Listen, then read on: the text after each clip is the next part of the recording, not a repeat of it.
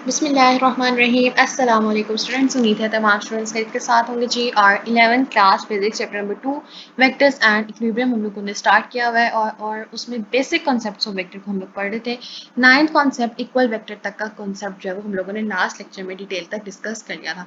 आज आपका 10th concept आएगा, बहुत इंटरेस्टिंग है। अगर हमें अच्छे तरीके से समझ आ जाता है तो सबसे ईजीएस्ट टॉपिक बन जाता है इस पूरे टॉपिक में, इस पूरे कॉन्सेप्ट ऑफ वेक्टर के अंदर। और आज का हमारे पास टॉपिक होगा rectangular components of a vector. Rectangular components क्या होते हैं और वेक्टर के कंपोनेंट्स, रेक्टेंगुलर कंपोनेंट्स हम किस तरह से निकालेंगे। हम लोगों ने थोड़ा सा ज्योमेट्रिकल पोर्शन जो है वो स्टडी किया था अपना मेट्रिक लेवल के ऊपर, और उसमें हमने देखे थे रेक्टेंगुलर कंपोनेंट्स हमारे पास कितने होते हैं जी, 3 होते हैं। वो कौन कौन से होते हैं जी? साइन थीटा, कॉस थीटा और टेन थीटा। यानी कि theta is a rectangular component और उसके साथ एसोसिएटेड हमारे पास 3 बेसिक रेक्टेंगुलर कंपोनेंट्स आ जाते हैं, साइन, कॉस और टैन थीटा। अब वहीं पे यहाँ पे जो बात हो रही है वो क्या कह रहे हैं कि अब हमने यहाँ पे एक वेक्टर की रेक्टेंगुलर कंपोनेंट्स निकालने हैं। यानी कि अगर मैंने एक वेक्टर ले लिया है, सपोज ए वेक्टर ए। अब वेक्टर ए का मैंने क्या निकालने हैं? Rectangular components. रेक्टेंगुलर कंपोनेंट्स कैसे निकलेंगे? अगर मैं 2 डायमेंशनल एक्सिस लेती हूँ तो मेरे पास आ जाएगा जी एक्स एक्सिस और वाई एक्सिस। तो इन दोनों एक्सिस के मैं क्या निकालूंगी? Rectangular components, whether it is a sine theta, cos theta और टैन थीटा। ये डिपेंड करेगा जो हमारे पास एक वेक्टर आएगा उसके प्रोजेक्शंस ड्रॉ होंगे, और जो एसोसिएटेड फिगर या ट्राइंगल जो भी हमारे पास आएगी उससे हम लोगों ने क्या कंक्लूड कराने हैं? अपने रेक्टेंगुलर कंपोनेंट्स। हम अपना टॉपिक स्टडी करेंगे जी नोट्स में से, लेकिन यहाँ पे नोट्स की तरफ जाने से पहले एक डेफिनेशन है रेक्टेंगुलर कंपोनेंट्स की, वो आपने हाईलाइट भी करनी है और अच्छे तरीके से समझने भी है। पेज नंबर 25 पे है। A component of a vector is its effective value in a given direction। तो किसी भी वेक्टर का कंपोनेंट हमारे पास क्या कहलाता है? कोई भी वैल्यू, किसी भी वैल्यू जो होती है उसकी गिवन डायरेक्शन में एक इफेक्टिव वैल्यू, वो हमारे पास क्या होती है? Component of a vector. आगे क्या कह रहे हैं जी?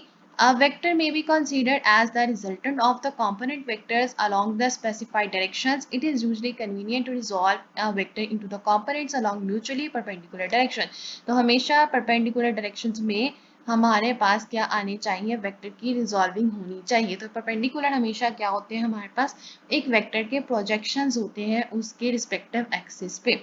Such components are called the rectangular components। अब अपने थॉट्स की तरफ चलते हैं और अपने इस टॉपिक को जो है वो पढ़ते हैं। आपके सामने स्क्रीन पे जो है वो शो हो रहा है topic number 10, rectangular components of vector. यहाँ पर उसकी डेफिनेशन किस तरह से एक्सप्लेन की जा रही है? A vector has two rectangular components, one is along the X axis called x rectangular component of the vector A. ठीक है, ये उसने वेक्टर ए के साथ एसोसिएट करके हमें क्या बना के दी? एक डेफिनेशन कि 2 रेक्टेंगुलर कंपोनेंट्स होते हैं, क्योंकि यहाँ पे हम 2 डायमेंशन को लेके चलेंगे, 3 डायमेंशन में नहीं पढ़ना हमने। एक होता है जी एक्स एक्सिस के अलोंग और उसको हम कहते हैं एक्स रेक्टेंगुलर कंपोनेंट। अगर ए वेक्टर कहता है उससे हम क्या लिखेंगे? ए एक्सिस, ए एक्स लिखेंगे। एक्स हमारे पास क्या शो करवा रहा है कि ये एक्स एक्सिस का रेक्टेंगुलर कंपोनेंट है। अगर सपोज मेरा वेक्टर डी है तो यहाँ पे मैं क्या लिख दूंगी? D x. Other is along the y-axis called the y-rectangular component of the vector a, y, and there is an angle of 90 degree in between the two rectangular components। तो ये इसकी हमारे पास क्या आ जाती है? बिल्कुल लिटिल सी डिटेल और form of the definition. फिर हमने इस टॉपिक को एक्सप्लेन करने के लिए बनानी है एक फिगर। अब हमने क्या फिगर बनानी है अगर आप पहले समझेंगे तो हमने क्या लेना है? सिंपली एक एक्स एक्सिस और हमने ले लिया एक वाई एक्सिस। कंप्लीट फॉर्म में जो आपकी डायग्राम आएगी वो ये आएगी, लेकिन बने कैसे? हमारे पास ये हमारे पास एक्स एक्सिस आ गया और यहाँ पे हमारे पास क्या आ गया?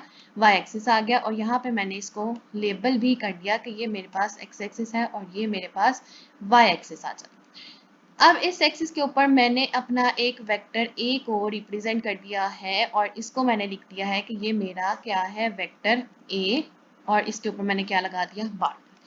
अब मैंने क्या करना है? मैंने इसके रेक्टेंगुलर कंपोनेंट्स निकालने के लिए क्या किया? मैंने अब इसका प्रोजेक्शन ड्रॉ करना है। सबसे पहले एक्स एक्सिस पे इसको मैंने नेम कर दिया ओ, इस पॉइंट को मैंने नेम दे दिया जी पी, और इस पॉइंट को मैंने क्या नेम कर दिया है? क्यू। ठीक है, 1 बाय 1 फिगर आपकी इस तरह से कंप्लीट होकर ये वाली फॉर्म लेगी। अब मैंने ओ क्यू का जो है वो प्रोजेक्शन ड्रॉ करना है, और ओ क्यू का प्रोजेक्शन मेरा कहाँ पे ड्रॉ होगा? एक्स एक्सिस पे, और उसका प्रोजेक्शन क्या बन जाएगा? O P. तो ये ओ पी मेरा किसका प्रोजेक्शन है? Of the vector A on the X axis, और यहाँ से मैंने इसीलिए एक डॉटेड लाइन क्रिएट कर। अब मुझे दूसरा रेक्टेंगुलर कंपोनेंट निकालने के लिए दूसरी साइड पे भी प्रोजेक्शन ड्रॉ करना होगा, यानी 90 डिग्री को एंगल को बनाना होगा। तो वो मैंने क्या बनाना है, सपोज यहाँ से मेरा आएगा तो वो 90 का एंगल यहाँ बन जाएगा। तो मैंने इसको सपोज लेबल कर दिया n, तो ओ एन क्या है जी, मेरे पास प्रोजेक्शन है of the vector A on the Y axis. तो यहाँ पे जो एंगल होगा ये मेरे पास क्या होगा, एंगल थीटा। तो ये इस तरह से जो है फिगर मेरी कंप्लीट हो जाती है। अब मैं क्या करूंगी, मैं इस फिगर को देखते हुए अपने जो है वो डेरिवेशन टाइप जो सोल्यूशन है उसको करूंगी कि ए वेक्टर, अभी हम लोगों ने पढ़ा कि म्यूचुअली परपेंडिकुलर होते हैं और साथ ही क्या कहते हैं, हम इसको रिजॉल्व कर लेते हैं, आपस में कंबाइन कर सकते हैं, रिजॉल्व हो सकते हैं, रिजॉल्व करके कॉम्बिनेशन बनाते हैं। तो ए वेक्टर को मैं इस तरह से लिख सकती हूँ, ए एक्स आई कैप, आपको पता है एक्स का जो होता है वेक्टर वो होता है आई कैप, वाई का होता है जी जे कैप, और जेड का होता है हमारे पास के कैप। तो यहाँ पे मैंने इसका ये लिखना है, तो मेरे पास वेक्टर फॉर्म में क्या आ जाएगा, ए एक्स आई कैप प्लस ए वाई जे कैप। ठीक है, ये एक्स एक्सिस का, ये वाई एक्सिस का। अगर हम देखें अब इसके रेक्टेंगुलर कंपोनेंट्स की तरफ मूव करेंगे, और वो क्या होगा, आपको पता है कि cos थीटा, सबसे पहले हम लोग क्या निकालेंगे, cos थीटा निकालेंगे। और cos थीटा हमारे पास क्या होता है, बेस ओवर हाइपोटेन्यूज। तो यहाँ पे बेस क्या है जी, मेरे पास OP, हाइपोटेन्यूज मेरे पास क्या है जी, OQ। तो यहाँ पे मैं लिख सकती हूँ कि cos theta equals to OP over OQ, that is base over hypotenuse, जो आपको साइड पे लिखा हुआ मेंशन हुआ नजर आ रहा है। अब OP यहाँ पे ही रहने दूंगी, और वहां पे OQ को लेके जाके मैं क्या लिख लूंगी, OQ cos थीटा। अगर हम देखें तो OP वाली साइड पे मैंने क्या लिखा हुआ है, AX, तो यहाँ पे हमने क्या मेंशन कर दिया, उसकी वैल्यू AX। OQ में मेरे पास क्या वैल्यू है जी, A वेक्टर, यानी कि A, तो यहाँ पे हमारे पास क्या आ गया, AX equals to A cos theta, means X का रेक्टेंगुलर कॉम्पोनेंट क्या बन जाता है, A cos थीटा। थीटा क्या होता है, is an angle by the positive x axis. ठीक हो गया।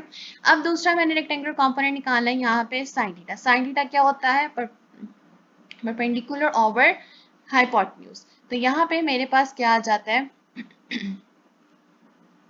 यहाँ पे सबसे पहले मेरे पास आ जाएगा sin थीटा के लिए पी क्यू। तो ये मेरे पास क्या हो जाएगा, पी क्यू परपेंडिकुलर, और नीचे हमारे पास क्या आ जाएगा, हाइपोटेन्यूज वाली साइड पे क्या लिख लेंगे हम लोग, ओ क्यू।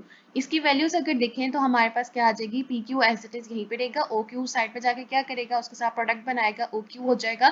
तो यहाँ पे इसकी वैल्यू क्या आ जाएगी, a y equals to a sine theta. तो ये दोनों हमारे पास क्या निकल आए जी, एक वेक्टर ए के दो रेक्टेंगुलर कंपोनेंट्स। तो ये आपका टॉपिक यहाँ पे कंप्लीट हो जाता है, और ये आप नोट्स की फॉर्म में जो दिया होता है, या आपकी वे ऑफ अटेम्पशन भी बताता है कि आपने एग्जाम में कैसे लिखना है। पहले आपने पैराग्राफ लिखना है, उसके बाद डायग्राम, और डायग्राम के बाद आपने ये सोल्यूशन करना है। अगर बुक की तरफ एक दफा दोबारा जाएं और बुक के ऊपर से अगर हम कुछ चीजें उठाना चाहें, तो आपके पास जो ये डायग्राम है, डायग्राम के बाद आपने एक्सप्लेनेशन की हेडिंग देख के जो है आप लिख सकते हो कि let there be a vector A, ठीक है, represented by OP making an angle theta with the x-axis.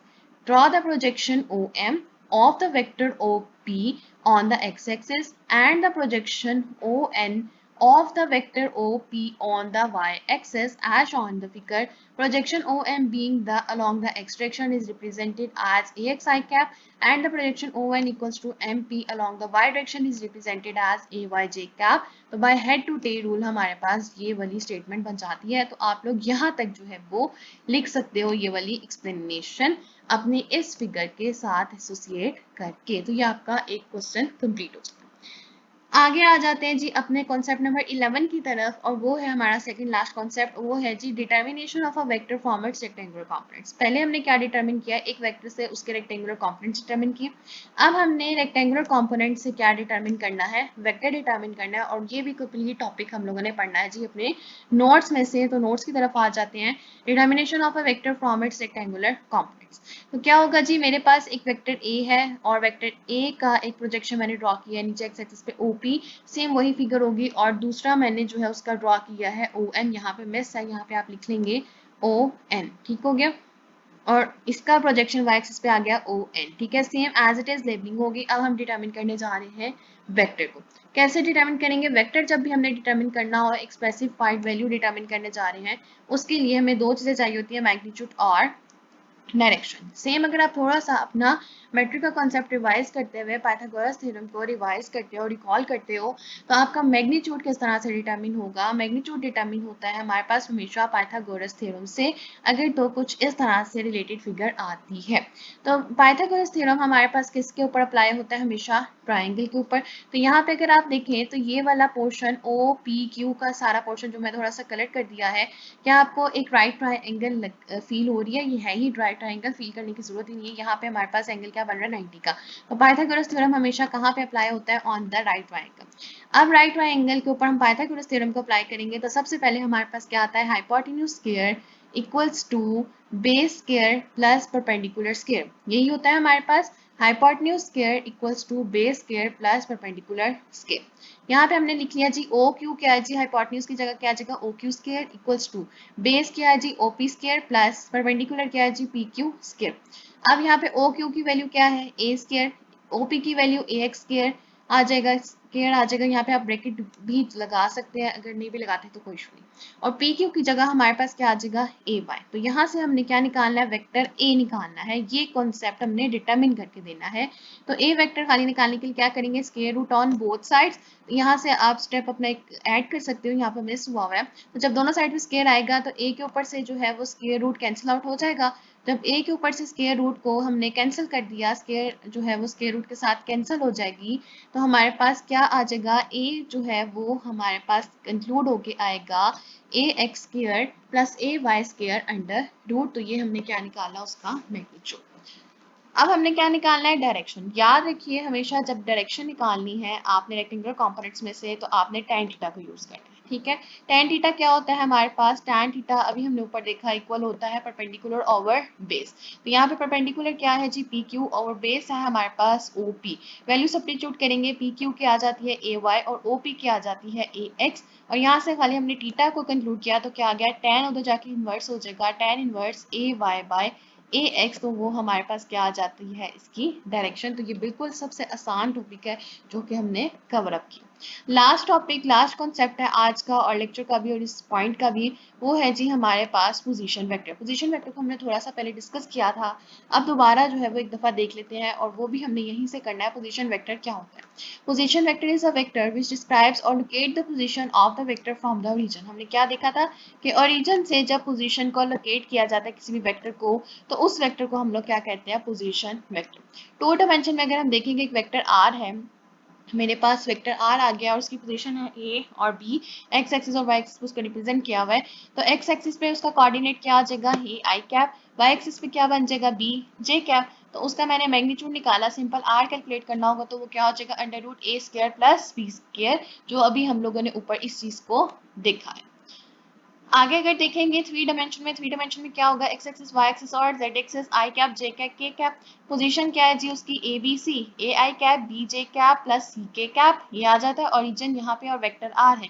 तो आर वेक्टर को मैंने कैसे लिख दिया, A I cap plus B J cap plus C K cap. उसके बाद मैग्नीट्यूड के फॉर्मूले में सब्स्टिट्यूट करेंगे तो इन सब का क्या हो जाता है, स्क्वायर, और स्क्वायर लगा के ऊपर क्या डाल देंगे जी, under root A square plus B square plus C square. तो ये हमारे पास आ जाती है पोजीशन ऑफ वेक्टर आर।